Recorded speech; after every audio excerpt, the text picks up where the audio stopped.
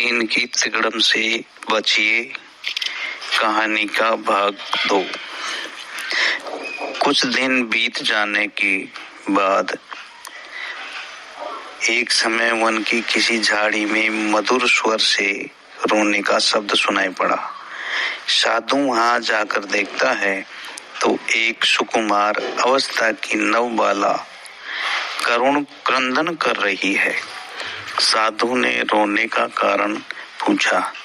बाला ने बताया, मेरा पति मर गया है, अब मेरा कोई आधार नहीं रह गया, मैं अत्यंत दुखी हूँ। साधु ने द्रवित होकर कुछ ज्ञान की बातें समझाई। बाला ने अधिक करुण विलाप करते हुए शादी को पकड़ लिया और कहने लगी, महात्मन, आप ही मेरे आधार हैं, इस समय के कर्णधार हैं, आप अपनी शरण में मुझे रख लीजिए। साधु ने उसे झिड़कते हुए कहा, चल चल, माया को मैं संग में नहीं रख सकता, तू यहाँ से शीघ्र चली जा। वह बोली, हे स्वामी, मैं आपके साधन भजन में कोई विघ्न नहीं डालूंगी।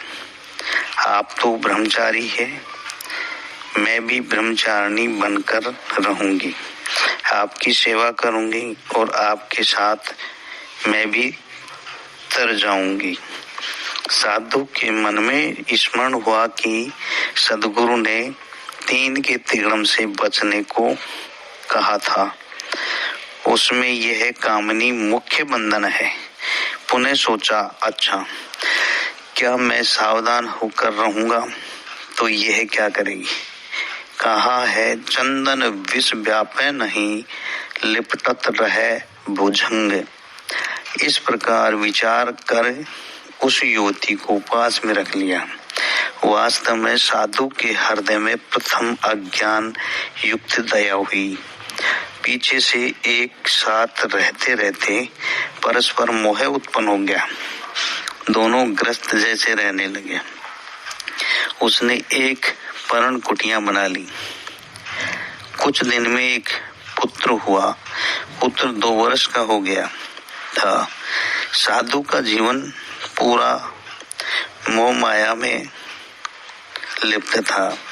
एक दिन वन से सिंह आकर साधु के बच्चे को उठा कर ले गया। वह भेषधारी साधु पुत्र मोह में व्याकुल होकर रो रहा था। संयोग का अधीन उसी दिन अचानक उसके गुरुजी आ खड़े हुए। शिष्य को रोते देखकर पूछने लगे, अरे तू क्यों रोता है। साधु लज्जित और भयभीत होकर गुरुजी के चरणों में गिर पड़ा। अपनी राम कहानी कह सुनाई। गुरु जी ने कहा, यही तो मैंने कहा था कि तीन के तिगड़म से बचना। साधु उस युवती को त्याग कर और बहुत पश्चाताप कर दूर एक दूसरे पर्वत की तराई में चला गया। वहां से देहांत कुछ निकट पड़ता था। कुछ दिनों तो साधु अपने साधन भजन में अच्छा लगा रहा। एक दिन